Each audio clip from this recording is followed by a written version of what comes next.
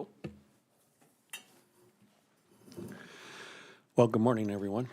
Welcome to our emergency meeting, Grants Committee. Thank you, Amy, for calling us all to come in. And I believe we have two remote. One will be Heidi Welker. Heidi, are you connected?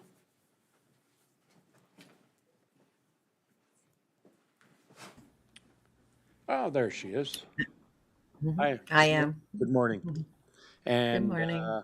we have Jonathan remote as well. And Joe. Sorry, Joe Murphy.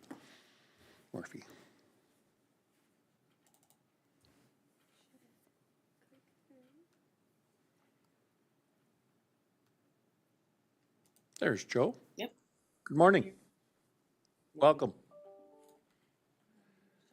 All right, and Jonathan. Good morning. Morning. All right, so we're all here. So let's get started. I will call the meeting to order, and the recommendation for the adoption of the agenda, that the agenda of the Community Grants Committee meeting dated April 7, 2026 be approved as circulated. All those in favor? Oh, yes. I'll have Cam and Kelsey.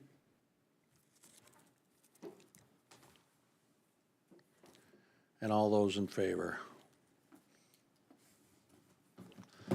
And that will carry. So this morning we have deputations. Oh, well, let's go to the approval of the minutes.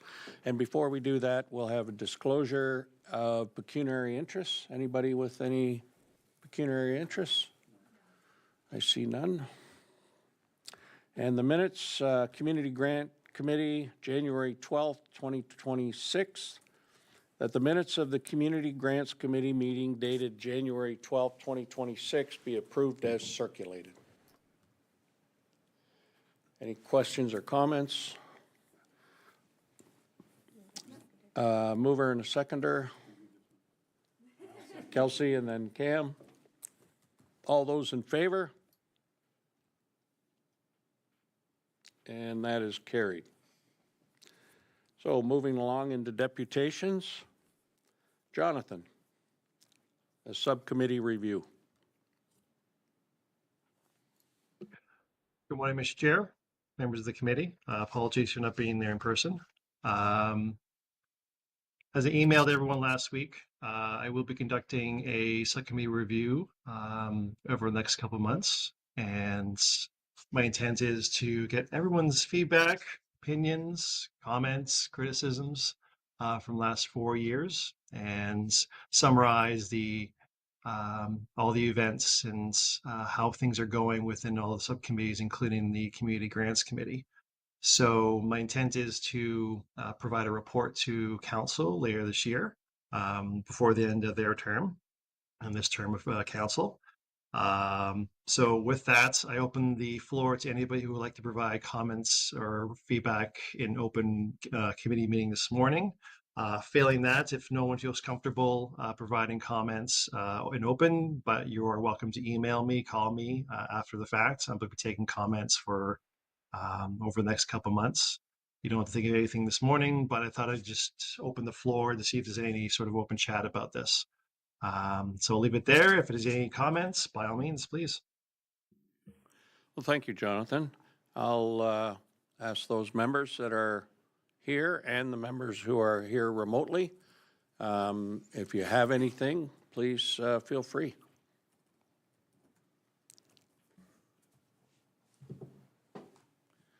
I read it, and I didn't realize this would be the format of reviewing it, so I don't have an open comment at this point, but I will go back and look at it and send them in to Jonathan. Thank you. Okay, I see Kelsey nodding her head that she'll do the same. Yes, I will do the same. Thank you. And any comments from Joe or Heidi?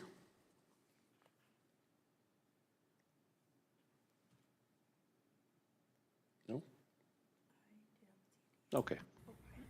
Heidi? Just echoing what everyone else said. Okay, I'll do the same. thank you. All right, Mr. Chair, yes.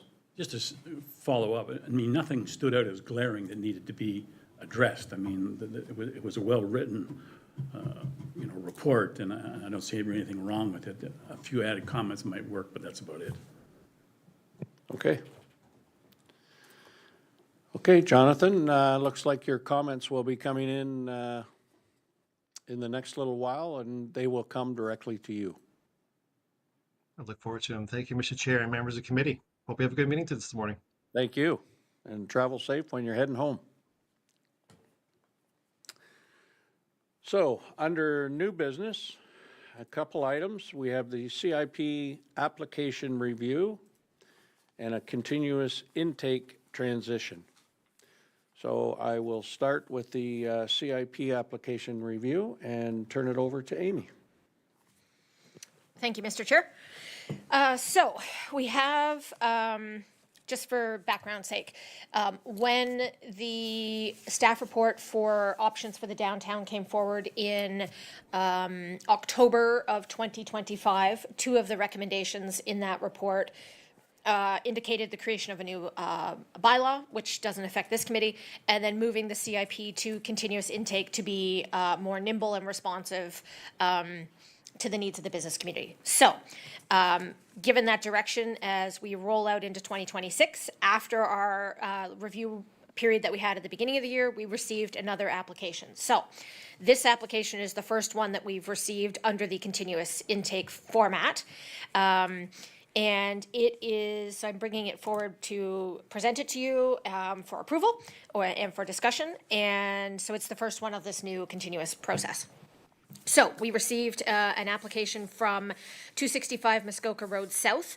So it is a new business that is moving to town. That is the former Footprints on Muskoka location, so adjacent, next door to the Opera House and to the Terrence Haight Community Center. So they are looking at retail space. It is the third location for this business. They have two other successful businesses that have been operating since 1981. They purchased the building, and when they moved in, discovered that there was asbestos in the ceiling tiles and in some of the walls and floors on the main floor. So in order to get the business ready for opening, they are looking at asbestos abatement. So this technically falls under structural improvement, which covers up to $7,500. The quote that was submitted for the work to be done is just under $20,000. So if we reimbursed half of that, we could go to the maximum of $7,500 for this business. The reason we called the meeting together quickly is because they were hoping to look at opening mid-April. And so if approved, the work can be done immediately and the business can open in a safe environment. And basically, the quotation matches all the requirements, so it's eligible for everything we need on our purpose. It's just a matter of if we want to choose to cover it. We do have available funds in the CIP account to cover the $7,500. And it would be helping a new business open on the main street, which we know is important nowadays. But if you have questions, I'm happy to answer them. Well, thank you, Amy, and yes, with all the highlight that has been brought to downtown in the last few months, it's good news to hear that there is new businesses coming to town and opening. I'll turn it over to committee if there's any questions. Joe and Heidi, or those who are present here. Cam? The continuous improvement program, it's not going to lend itself to first in gets the money and the guy gets in towards the end of the program. I'm sorry, the money's all gone? So continuous intake, it is not designed that way, but the idea is we will have a set amount of money set aside each year. So far, we have not exhausted the monies, and almost every single year, there has been room to receive more applications. So when you say we've got money to cover this, this is from last year's that we didn't spend up to the total.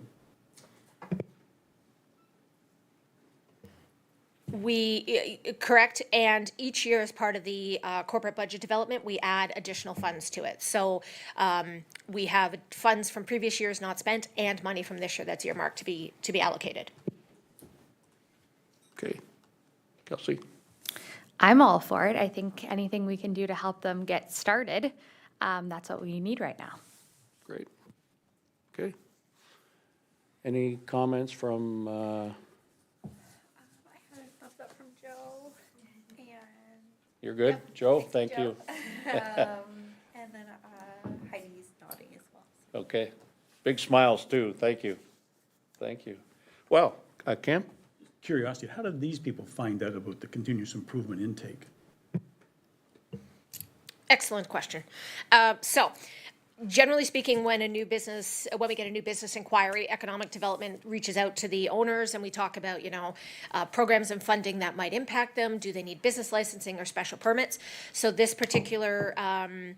in this particular instance, we had the conversation of, hi, welcome to town. We think this is great. How can we help you?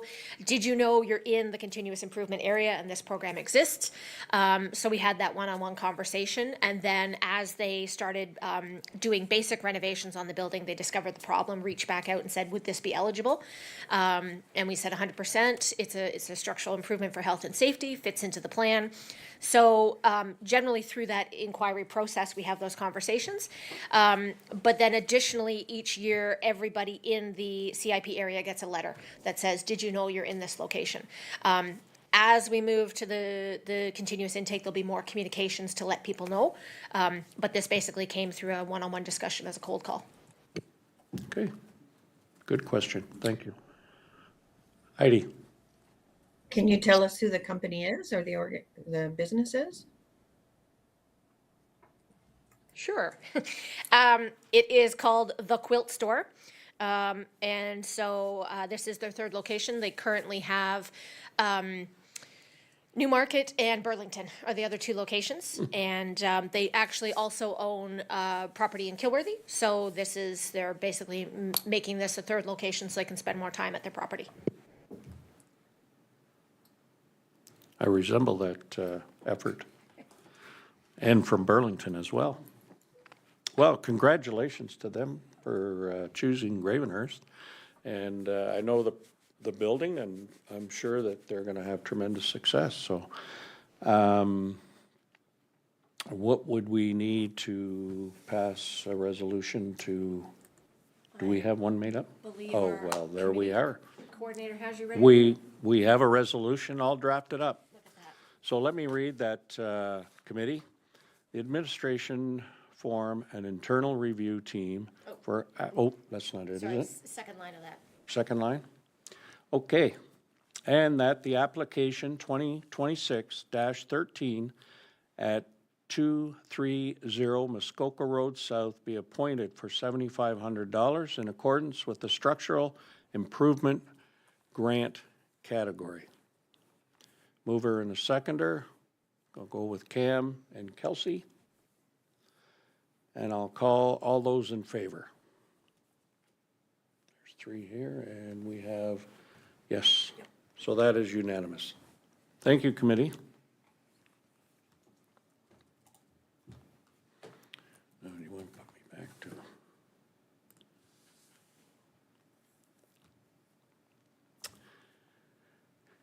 And now the second item is the continuous intake program. Thank you, Mr. Chair. Okay, so this one is, I suspect will spark a little more discussion. As mentioned, we are rolling out continuous intake. So part of that discussion, which I do believe we had, I think it was earlier this year, might have been the end of last year, was looking at if there were categories within the community improvement plan that could be delegated down to the staff level for approval.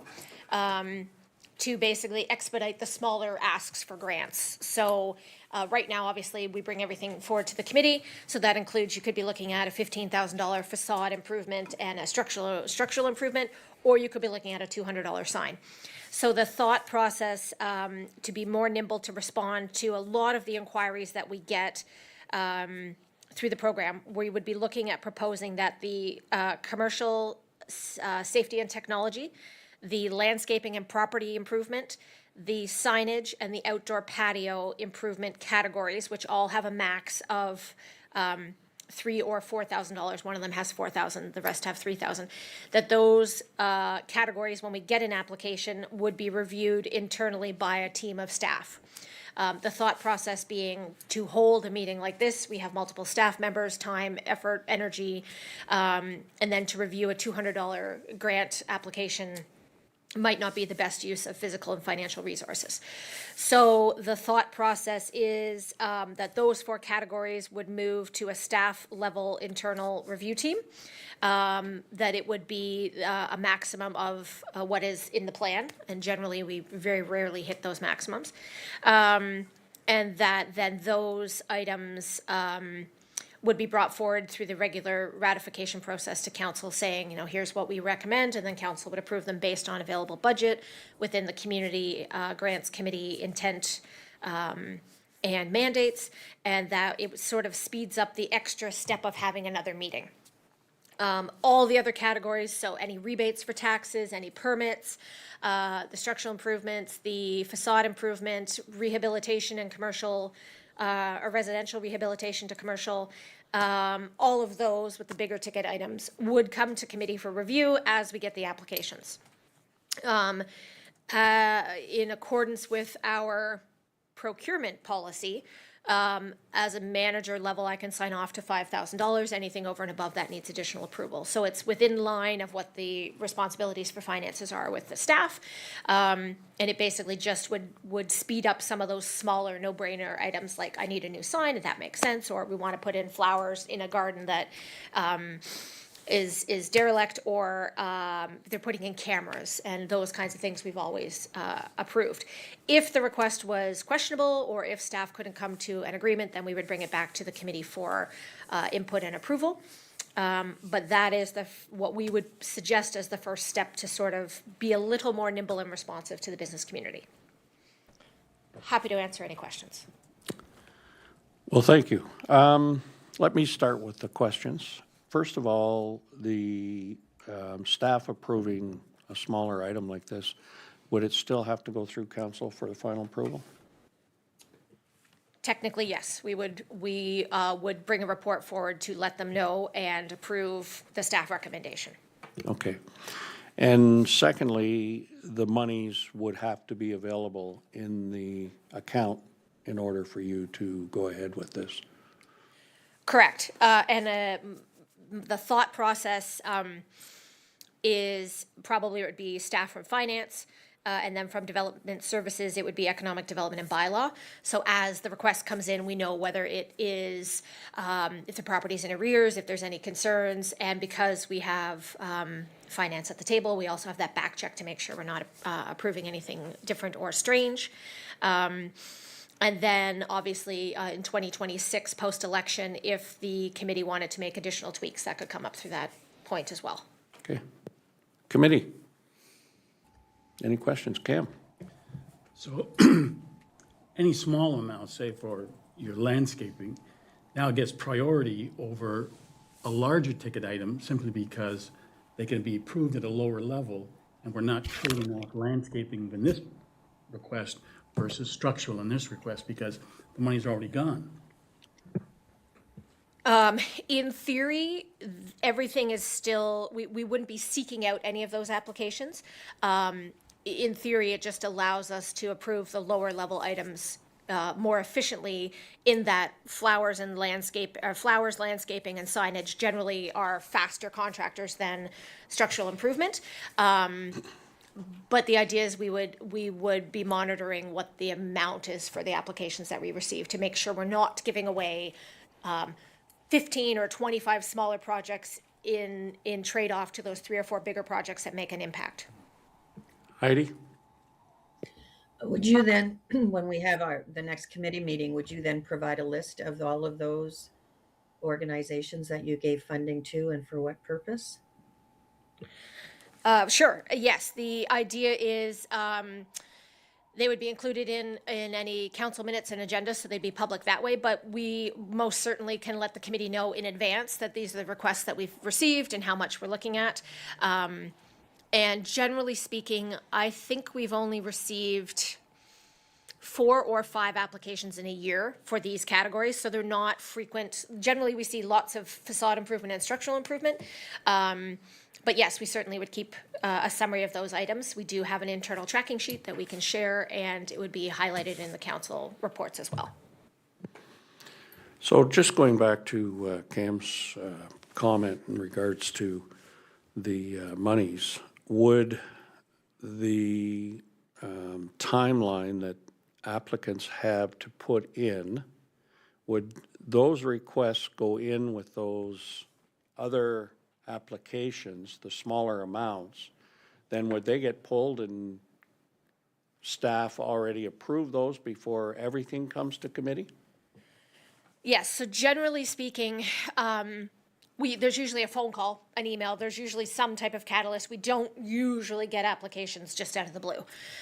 So the thought process is, we would qualify the candidates or the applicants at that point and say, is this the only project you have? Are there other items that are relevant to the building? Put it all down. We don't need to see 5 applications. The idea is we can see 1 application because you have 18 months to do the work. And then, yes, the smaller items we would pull out and say, okay, we need a committee meeting. How quickly can we pull it together? Generally speaking, we like to have the agendas published 4 days in advance of the meeting. So we have to sort of back the clock up. But the idea is those smaller items could be pulled for implementation quicker. Like if the sign maker is ready to go tomorrow, and it's a $250 sign, we know that from a functional perspective, they could go ahead with that while we decide if the bigger dollar items are going to be approved and then need a contractor or need more work to be done and more quotes to be received. Okay. Cameron? Okay, I'm sorry. I mean, a case one year where a professional service in town wanted us to pay for landscaping on their property. I just fundamentally disagree with that. I don't think the city or the citizens are responsible for making that part of their property improved. Sure, understandable. I mean, I have pitched all 4 of them. You can easily pull that one back out and say you would prefer to have a committee discussion. So it doesn't have to be all of them. Those are just the 4 areas that have been identified as low cost. Any other members from committee? Joe? Hi, my internet speed seems a little behind. Am I being heard okay? Yeah, great. Okay. It seems to me that staff time is basically the same. The only people that aren't being included is the committee on this topic. And when we went to council, council was pretty firm that once the committee's made a decision, they're not going to overturn it. I think my preference would be to meet more often. I think cumulatively, like when you see the whole picture, it's easier for committee to decide, is this little project worthwhile versus 3 or 4 bigger ones. It's just my perspective that just being told we've got 5 or 6 projects that are going to go ahead without us seeing the whole picture, I find that a little bit more difficult than, and I would be happy to meet half an hour once a month. I have no problem with that as a committee and staying involved versus the 2 or 3 times a year that we do now. Thank you. Good point.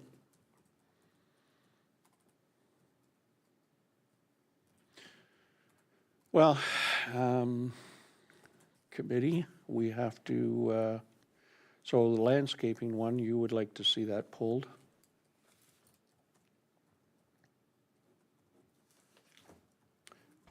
Yeah? I might change my opinion and agree with what Joe said. We can pull landscaping for sure, but maybe we should meet more often. Kelsey and Heidi? Yeah, I I respectfully disagree with the landscaping. I think we should keep it in because I think it is part of the community. It's not any different than cameras or other things that, not so much cameras, but other things that improve the facade of either the outside of the building or the inside of the building. So I would think landscaping should be included. Okay, As for meeting more than once, I totally agree with Joe that I have no issue in, meeting 4 or 5 times a year or whenever is necessary to approve something. Cam? Just to clarify, we're not taking landscaping out of the program, we're just saying its approval level wouldn't change. Correct. So the approval level would still, landscaping would still remain in the community improvement program.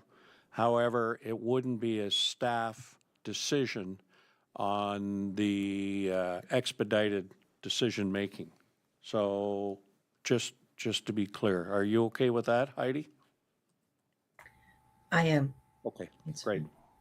I'd like to make a comment. I'm in regards to what has been said, and I totally would be behind meeting more often. I find that trying to deviate from a program that has already been structured and built can create a little bit of chaos and uncertainty. And if it needs to help staff to make quicker decisions, I think it still should fall upon the committee, and the committee should meet like we did this morning, so that the committee can be a part of the overall decision-making going forward. Any comments to regards to that? Kelsey?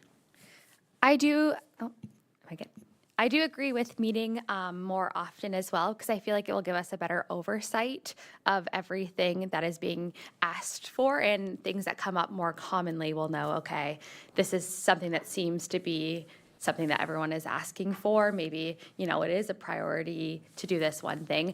And I am glad to hear about landscaping kind of staying in there and then making the decision based on the application, because I do think that maybe it's something that we give them money for the landscaping and then they allocate their extra funds to something else that's improving the building as well. So, but yeah, no, I'm totally on board to meet more often and have a overall view of everything that's happening and making those decisions case by case. Any other comments? And of course, I can't see, there's Heidi. Okay. Just out of curiosity more than anything. So over the last 4 years, we've really not spent all of the money, have we? Or have we spent it? We have not exhausted all of the funds at this point. We have allocated probably within 90 to 95% of what has been available. However, there are quite a few applicants that don't claim all the money. So we've allocated what has been available within 10%. But then the spending deviates quite differently, where there could be 20 or 30%. So if we allocate $100,000 out in a year, we might have 30 or 40,000 that doesn't get spent and comes back into the kitty. So we have yet to allocate and have everybody claim back the available funds. So there is generally a balance flowing year to year. And then, as mentioned in the corporate budget development, we top up or add to it year over year as we see fit. So that money doesn't go into a separate reserve fund that could be used for emergencies. It's just put back into the kitty and then you add to it the next budget year. Correct. It stays within the community improvement account and just floats year to year back and forth. So it's not in the general coffers of the town. It sits within its own community improvement account. Okay. Any other questions? Cam? It's my same song I sing all the time. I don't like residential homes in this program. And I've been told before that we can't take it out. Correct.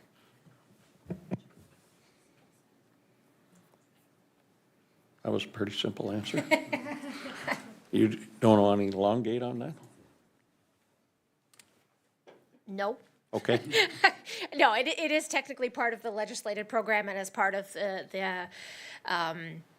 as part of the plan that was created, it is to be in there. However, as always, the committee has the opportunity to not approve the applications. so I think, and I'm going to add this question in to, I'm starting to get a feel that the committee would be happy to meet more often to assist staff to make the decisions, to be a part of the program that they're selected to do and be a part of the committee going forward on all decisions. In order to assist staff, and rather than wait so that we have to do the normal protocol of advertising that the committee is going to be meeting and doing all that formal thing, can we do this remotely through emails and coordinate it that way to help speed up things? And yet the committee stay still involved in the decision-making? No. Okay, As per the procedural bylaw, we do have to meet as a public committee. Generally speaking, we can do remote as we're doing today, but the committee does physically have to meet following okay, that perfect. procedural bylaw. All right. So that's that. So knowing that, my committee members that are remotely, does that change any of your thoughts, or are you still wanting to be a part of the all overall decisions that are made, whether they're smaller amounts or not?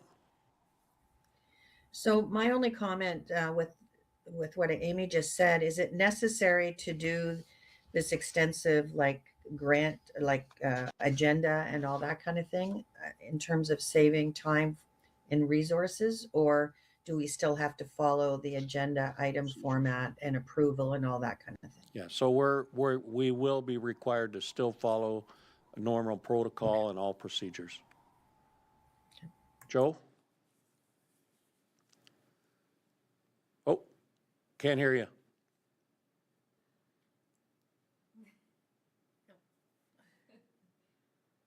Have you got your mute? Sorry, is button? that better? There you go. Perfect. Thank you. Yeah, sorry about that. What about a once a month meeting where we know it's the first Monday of every month, and then just canceling it if we don't have any of these continuous applications come about? That way it's on the schedule. We don't have to do anything emergency. And staff, if they can tell the businesses or the residents, we meet once a month, put your application in, it'll be discussed. And if we have no applications, we just cancel it. Amy, comment? Theoretically, any option is good. I think fundamentally the challenge is being able to be nimble enough to respond to the challenges the business community is facing. So so really, it's just the thought process is not to exclude committee from the decisions, but to sort of expedite those smaller items that we knew that business owners were looking to implement immediately. So the reality is, if somebody's had a break-in and they're going to buy cameras, whether we meet once a month, once a week, the delay or the lag there is present regardless, right?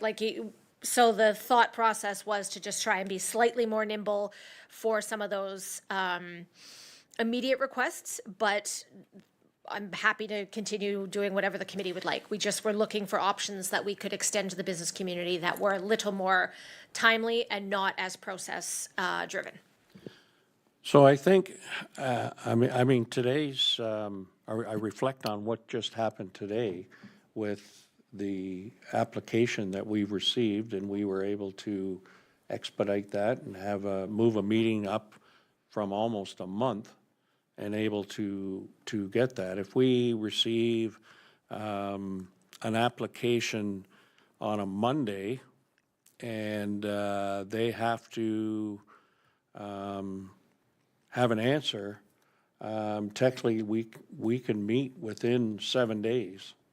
I can't see anybody not fitting in with that kind of reactionary, because I really have the feeling that the committee wants to stay involved in all decisions. And committee, do I get a consensus of that? Cam? I like the idea of scheduling a regular meeting. The biggest problem with this committee is finding a common date. Yeah. And if we knew it was the first Tuesday or whatever the date it might be, that just locks it in your brain to be aware of that when you're scheduling something.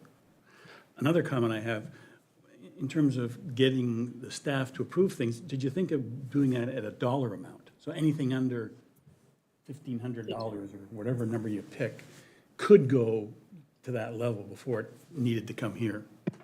Amy? Sure, I'm open to anything. Yeah, the categories are in the plan, state up to 3,000 or 4,000, but it could be a different limit. I think knowing that we have now been mandated to do continuous intake, and knowing that we've had discussions about what the program should or could look like, I feel that there's probably going to be a change for the next term of council to the policy, the intake, and the terms. So, I mean, we're slowly getting there. Part of my thought process was just to try and pilot something ahead of that, so we weren't starting a new year looking at what that looks like. But in theory, I'm open to anything that allows us to respond to those inquiries more efficiently.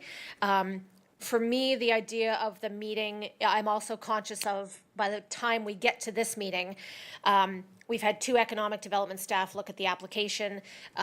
We have to have our committee coordinator present, so that's another person that we have to bring in. And so really, I was just looking at efficiency for the business community and savings for the corporation from a time commitment. But we certainly can schedule meetings, and then, as mentioned, if we don't need them, we could cancel them. But we are governed by that procedural bylaw for process. So I'm open to anything. Long answer, long.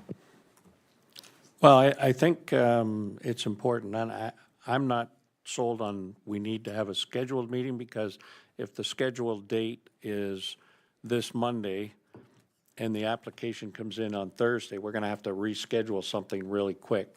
So I think the committee, when they apply for this committee in the future council meeting, that they need to know that there's an opportunity that they may have to be flexible and coming to meetings when they're called. Joe, I saw you there. Did you have a question? And then we'll go over to Kelsey. Thanks. Yeah, my question was, once the application is vetted and the staff say it applies and it fits all the criteria, as a staff member, like, how do you say no? I mean, that's our job, to say, collectively, for some reason, it doesn't check all the boxes, and we have a discussion and a debate and we say no. But as a staff member, a business came to me, I'd want to help no matter what. And if it fit, I think it leads to them all being approved. So my question to Amy, sorry, I call you first name, Manager Taylor, is it possible you would say no to any of these if we delegated them down to you? Through Mr. Chair, yes, we say no quite a bit, sadly. I think the reality is, by and large, if it's cameras or a sign, even flowers, that sort of fits within the mandate of the committee. And so for us, those are sort of the no-brainers.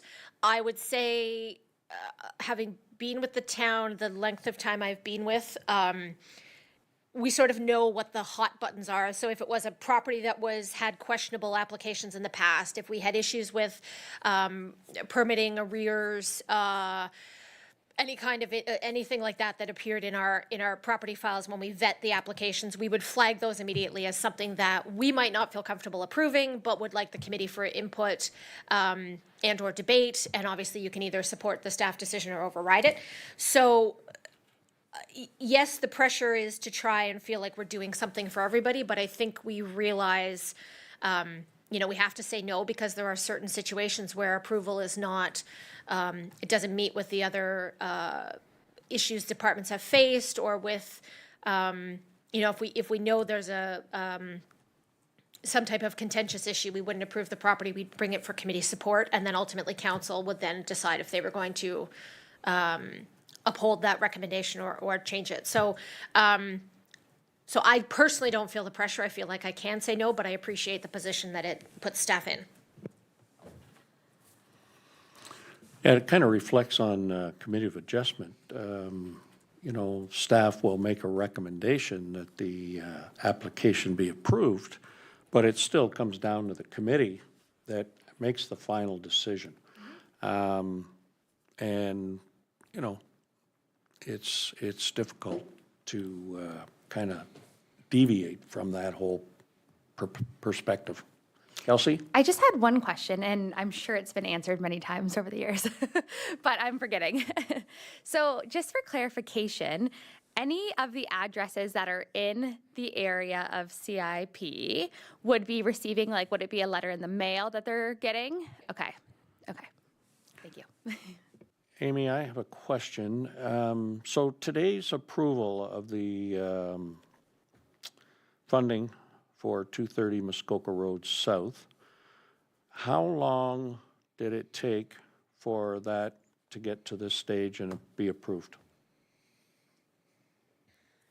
So from initial inquiry to here, I would say it probably took 10 staff hours.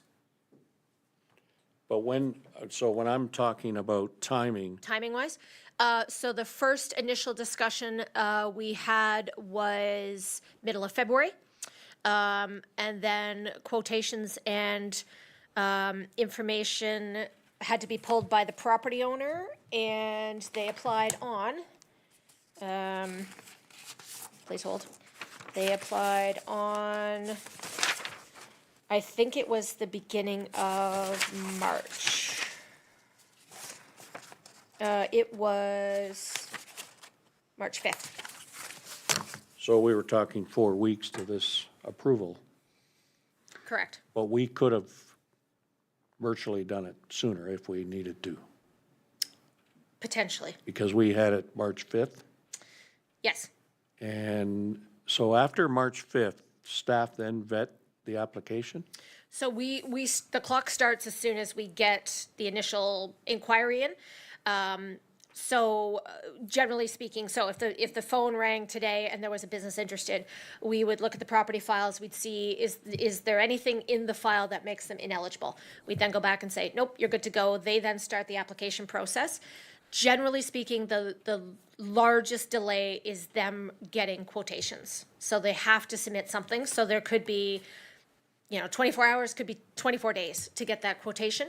Once we get that, then we would look at the calendars to try and find a time that works for our committee coordinator and staff liaison. And then we go out to the committee and say, can you meet the following dates? We then publish the agenda. If the minutes generally have to be done as well to come forward, so those are usually done anyway, but the idea is they have to be pulled and put into the agenda for approval. And then we would meet as committee, we go through the meeting, the minutes are done, the resolutions are done. A staff report is then created to go to council, so we then have to match the next council cycle, and reports to council have to go in about 10 days before the council meeting. And then it goes to council for ratification, and then we go back to the business owner and say, congratulations, you have been approved. So there's a lot of dates, timelines, and moving parts in there in order to hit the procedural cycles to make sure we actually can get approval for the business owners. Cam? So what you just said, if we schedule these meetings for the rest of the year, 15 days before council meet, that would be a start? Yes, theoretically, yes. Yes, for example, the resolution that you passed today, on spec, assuming that we all thought it was a really good idea, I have the council report ready to go for the 21st of April. So it literally is due today. Actually, I lie. I think it's due Thursday. But so, yes, as long as there wasn't anything abnormal, in theory, 15 days would be tight, but is doable. I'm going to, Heidi, if you could hold on, I'm just going to go to Jonathan, and then I'll come back to you. Thank you, Mr. Chair. Sorry, still here and listening into the conversation. Just out of quick curiosity with respect to the, I guess, the intake period, to Amy, is there a blackout period for applications during an election year? Fabulous question. Partially what has brought us to today's discussion. Technically, no, but we are conscious of the fact that we probably would not be meeting again as a committee after June 1st in an election year. The thought process, if we had to, we could, but we are aware that once we get into the campaigning period, it starts to get a little more touchy depending on who is sitting around the committee table. And then we probably would also be looking at, there might be more disclosures of pecuniary interest if it was in a ward or in a location where there could be questions. So in theory, probably 6 months before the end of the year, we would stop in an election year meeting. Okay. Thank you. Heidi? So that, now I have two questions. The first question is, when someone applies for this grant, because of the length of time the approval takes and the vetting and all of that takes, if they go ahead and do the work in advance of getting approval, is that okay? Or do they have to not do anything until we approve the amount?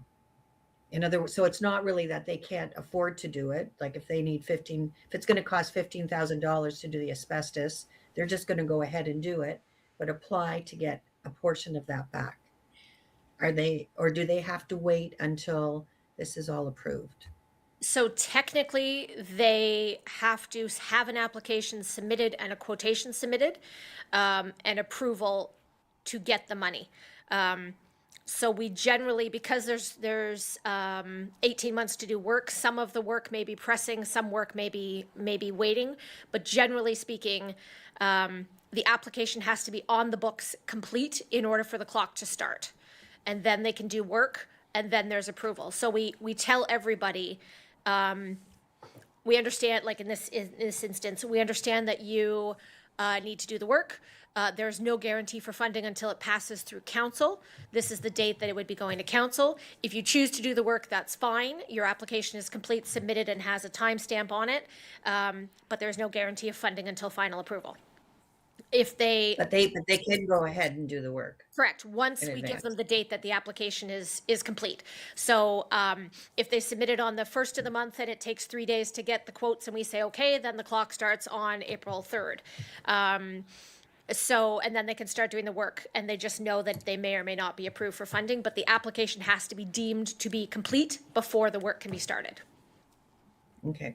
Now, my second question is, because of this continuation and because it's an election year, what are you going to do with the applicants from June 1st to December 31st? Well, the bonus is at this point, we haven't widely publicized that the program is available for continuous intake. We have been dealing with inquiries one-on-one, and anybody in the program who knows that the program is shifting is aware. At this point, we've been talking to people well in advance to say you need to get everything in by June at the latest. And that's just the reality. We can continue to meet. It's a matter of just being aware that in an election year, there could be more questionable conversations and more challenges procedurally as time gets closer to the election. So we're sort of triaging people to say, listen, at this point, you either need to get something into us before June, or you should probably wait until October. And it's the first year, so it's kind of the Wild West. We don't actually know how many applications would need something done between July 1st and September. So we're kind of just feeling it out using our best common sense approach and triaging as calls come in.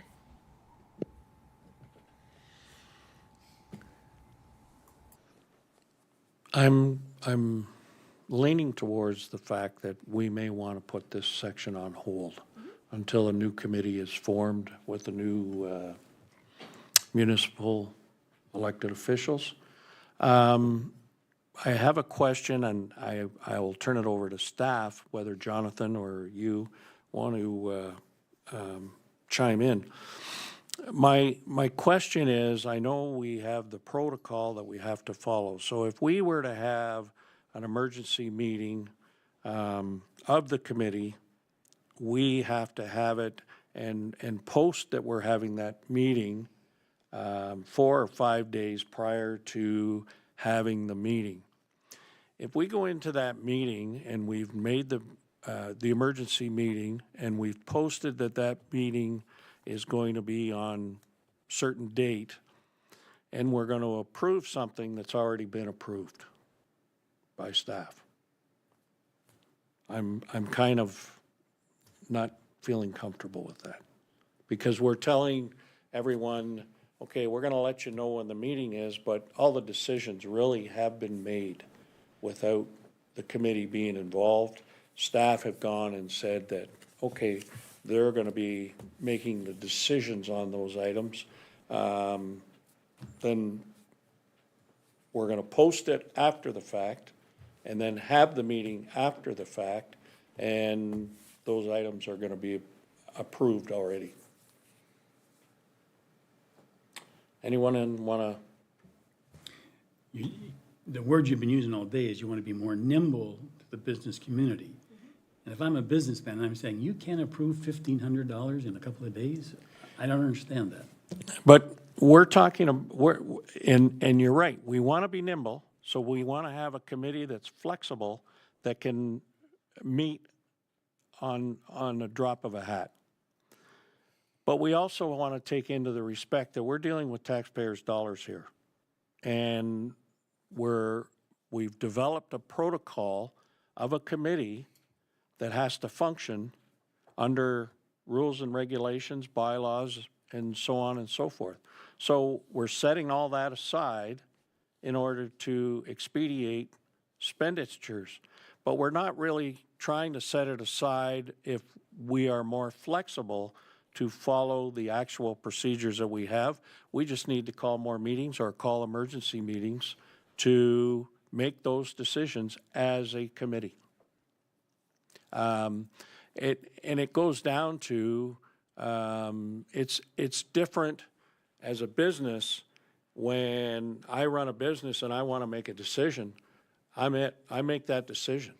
We're representing everyone out there that is paying tax dollars. And those tax dollars have gone into an account that we're administering to businesses within the community under a certain set of guidelines. And I think we're trying to deviate from those guidelines. I know we were trying to speed things up, but we're also a municipal government, and it only will, because of the rules that we have to fall under, only go so fast. And we are able to mitigate some of those timelines, but we still have to follow some heavy criteria to make it official and not get scrutinized by the public. Anybody want to chime in? I'm not sure how the accounting works on this, but once this money is line item in the budget, our major responsibility is to make sure we don't go over that money. Because that's where we'd be spending citizens' money if we went over that amount. No, we're spending their money now. That's their money that we put into that account. So we have rules and regulations on how to spend that money. We need to follow that. So that money is theirs, that is put into the CIP account. That is that taxpayers' money.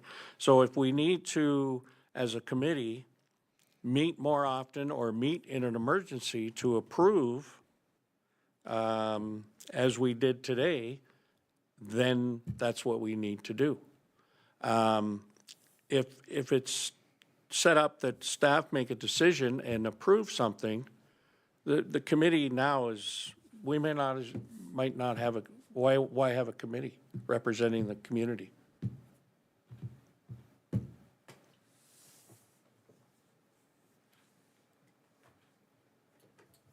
I just think in terms of dollars and cents, if someone's got an application in for, But it, take a number, $1,500, it doesn't need all these resources here plus staff to say that's a good expenditure. it does when it's taxpayers' dollars. When there is a set protocol that has been developed back in 2011 or 2012, when the program was put together, there are designated protocols to spend that money. Now we're asking to deviate that and take the committee's approval procedure away. Let staff speed something up where if we need to speed something up, let's get the committee involved. And let's call an emergency meeting as we have reflected on that today. And take the onus off of staff and let the committee may not agree with what staff are recommending. And all of a sudden, now we're in a little bit of a kerfuffle because staff have already said, and, you know, if it's a landscaping thing of $1,500, then you're going to be upset because you don't think landscaping should fall in the expedited the manner. So I think to keep the organization set up the way it is, we just need to be more flexible and be able to come to a meeting like we have today, approve, and get a business up and running and get them the money. Miss Amy? So what I'm hearing is we should probably keep it status quo, but as you review the Community Grants Committee policy that Jonathan has sent, you might have additional comments and or suggestions as part of that as we head into next year. I think, because currently it speaks to the fact that it's annual submissions and things like that. So I would suggest if you think there's a better way that the committee should run, we include those into Jonathan for his subcommittee review. But we probably, at this point in the year, will stick to the suggestions of having maybe a regularly scheduled meeting and just keeping in mind that we still have to hit those council timelines. So we will just look at what that time frame looks like, and potentially between Jonathan and I, we can schedule some additional meetings, and then if we don't need them, we could cancel them. But I think not to have, you know, kicked the hornet's nest on a Tuesday after a long weekend, but I think these are good conversations to have. A lot of other communities do have continuous intake. They do have staff review. They don't have a council touch point after the budget has been created. So I would suggest those are things you could think about. Either one, if you want to serve on the committee in the next term, or two, if you want to help set a good path for the future committee members. But I think what I'm hearing is to keep going on the path that we have led with a bit more frequency of meetings to try and address the inquiries that are coming in. Is that fair to say? I just have one question, and I know you don't have a crystal ball, so you might not be able to answer this. And I don't know if this would be a good thing or a bad thing one way or another, but do you think if staff was to say, okay, we're going to approve, like we have the decision to approve under $1,500, that would increase applications to smaller ticket items, knowing that they don't have to go to council for it? They'll have to go to council.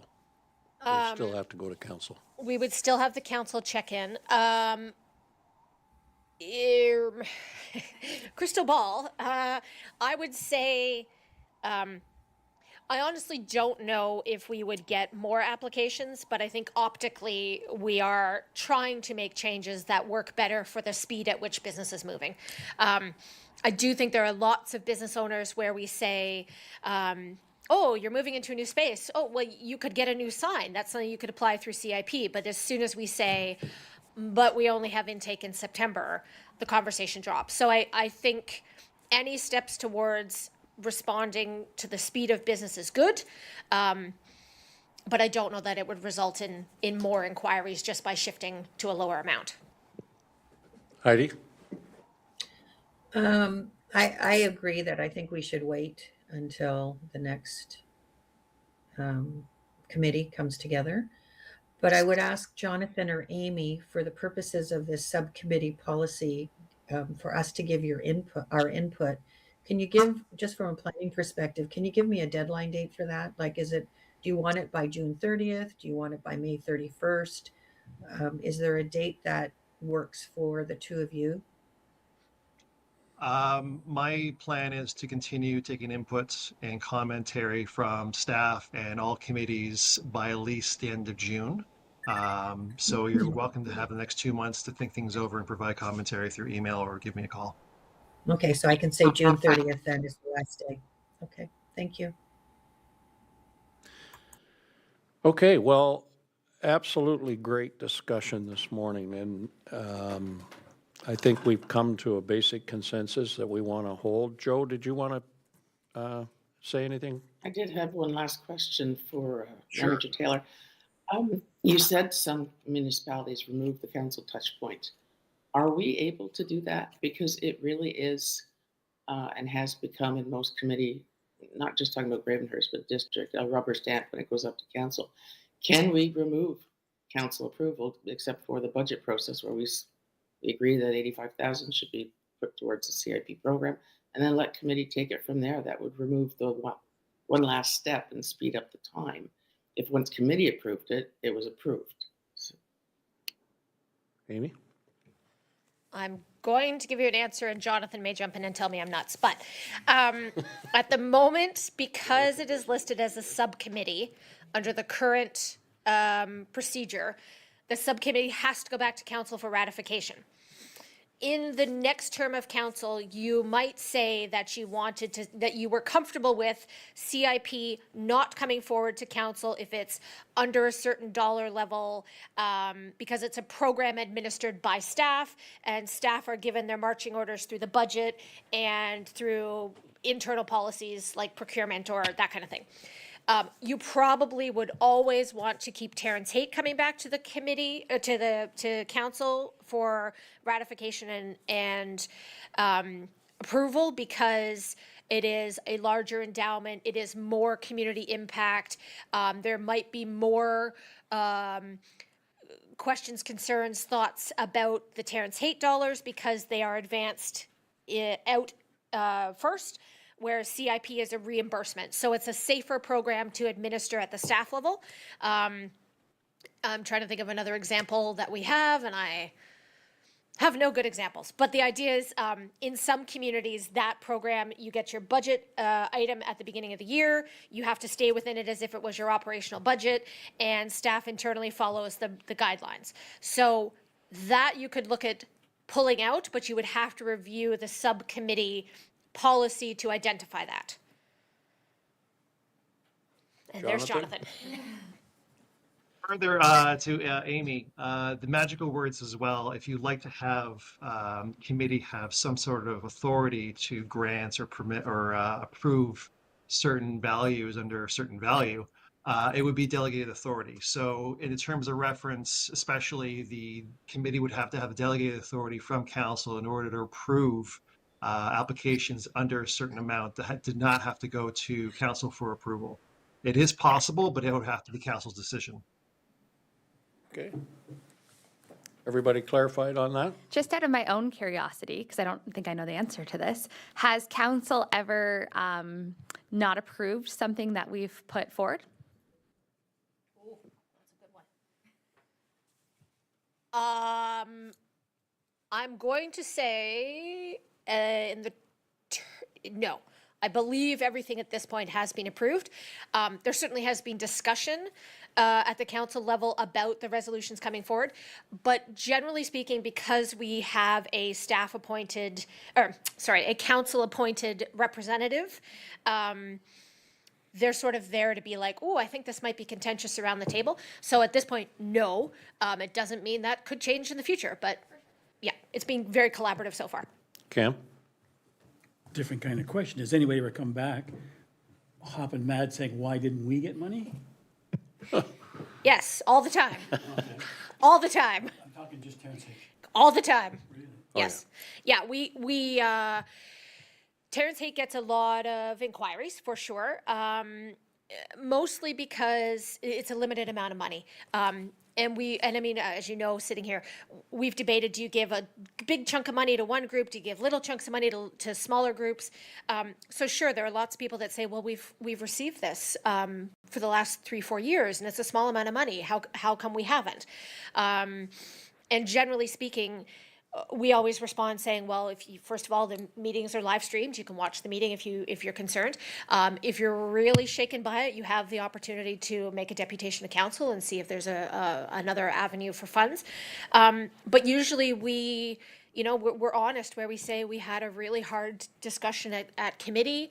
Your application was great, but there were more applications that were received that were deserving, or there were new applications. And so we're trying to incubate as many community organizations as we can. But I would say every year, we probably have between 3 and 8 phone calls from people that are upset they were not eligible for funding or approved.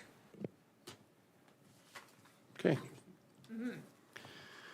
Well, committee, I think we've come to a consensus that we're going to put this program on hold, as you brought forward, Amy, and but I think there was some excellent discussion, and I do want to say that the idea of holding this program until the next committee takes over, or till we've had time to digest some of the material, takes nothing away from your work and your thought on trying to help the community and make things work faster and smoother to get that. So I think if we were to be able to do that using the same protocols we have now, that will help. But thank you for your efforts in that. Committee, anything else that anybody has to bring forward? Cam? Could we as a committee say that anything we submit to Jonathan, we have to all of us? Or do you want to make it just private between you and Jonathan? I have no problem if, and I think that could be, do other members of the committee want to weigh in? If they want to make it a suggestion that we include everybody on the memos going to Jonathan? Jonathan? Just to put a pause on that, I do appreciate everyone wanting to have the open sort of forum to be able to discuss it. However, if you were to have discussions through email, it would be considered an illegal meeting. So direct commentary to me without involving others would be more appreciative. The idea, though, is that if there were to be any commentary that you want to have everybody's feedback in an open session, it would have to come to committee meeting. So just to clarify, if we were all included on an email of Cam making suggestions to you, but there was no communication or no feedback or nothing, it was just that we were included on the email to see what those suggestions were, is that a problem? No, so as long as there's no back and forth or reply alls or correct. everyone is engaging in a discussion, no. No, If you wanted just to be able to see the commentary. Yeah, I think it's just an education process on everybody knowing what has gone into you, and there would be no discussion or pushback from anybody as far, I shouldn't say pushback, as conversation in regards to it. It's just so that we're aware of what the comments are that are going to you. Works for me. Okay? Anybody else? I know we got to get Kelsey out here. It's 10:10. Yeah, just a quick thing. So is the May meeting now off? Are we still attending in the May meeting? That'll be to be determined, Okay. right? Correct. Correct. First time today. Thanks, Amy. Okay, so meeting will be determined. Amy will send out, or Jonathan will send out notification if we're going to meet again. And I'd like a mover and a seconder for adjournment. Kelsey, and then Cam, and all those in favor.